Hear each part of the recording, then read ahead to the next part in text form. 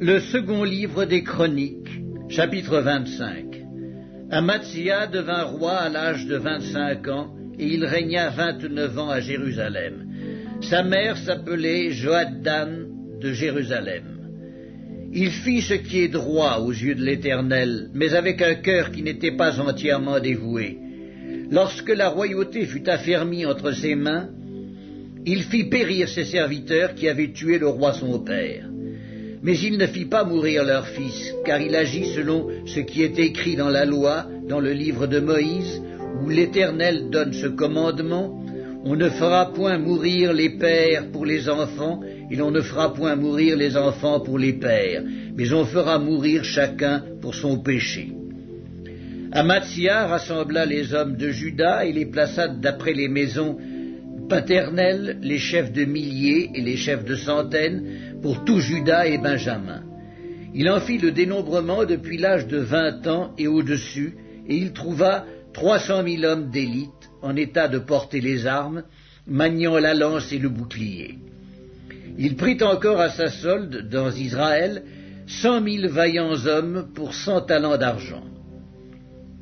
Un homme de Dieu vint auprès de lui et dit: Ô roi, qu'une armée d'Israël ne marche point avec toi, car l'Éternel n'est pas avec Israël, avec tous ses fils d'Éphraïm. Si tu vas avec eux, quand même tu ferais au combat des actes de vaillance, Dieu te fera tomber devant l'ennemi, car Dieu a le pouvoir d'aider et de faire tomber.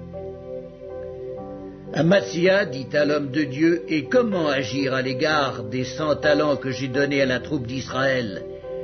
L'homme de Dieu répondit: l'Éternel peut te donner bien plus que cela. Alors Amatzia sépara la troupe qui lui était venue d'Éphraïm, afin que ces gens retournassent chez eux. Mais ils furent très irrités contre Juda, et ils s'en allèrent chez eux avec une ardente colère. Amatzia prit courage et conduisit son peuple. Il alla dans la vallée du Sel, et il battit 10 000 hommes des fils de Séhir. Et les fils de Juda en saisirent 10 000 vivants, qu'ils menèrent au sommet d'un rocher, d'où ils les précipitèrent, et tous furent écrasés. Cependant, les gens de la troupe qu'Amatzia avait renvoyés pour qu'ils n'allassent pas à la guerre avec lui, firent une invasion dans les villes de Juda, depuis Samarie jusqu'à Beth-Horon, y tuèrent 3 000 personnes et enlevèrent de nombreuses dépouilles. Lorsqu'Amatzia fut de retour après la défaite des Édomites, il fit venir les dieux des fils de Séhir et se les établit pour Dieu. Il se prosterna devant eux et leur offrit des parfums. Alors la colère de l'Éternel s'enflamma contre Amatzia, et il envoya vers lui un prophète qui lui dit: pourquoi as-tu recherché les dieux de ce peuple quand ils n'ont pu délivrer leur peuple de ta main? Comme il parlait, Amatzia lui dit: est-ce que nous t'avons fait conseiller du roi? Retire-toi. Pourquoi veux-tu qu'on te frappe? Le prophète se retira en disant: je sais que Dieu a résolu de te détruire parce que tu as fait cela et que tu n'as pas écouté mon conseil. Après s'être consulté, Amatzia, roi de Juda, envoya dire à Joas, fils de Joachaz, fils de Jéhu, roi d'Israël: viens, voyons-nous en face.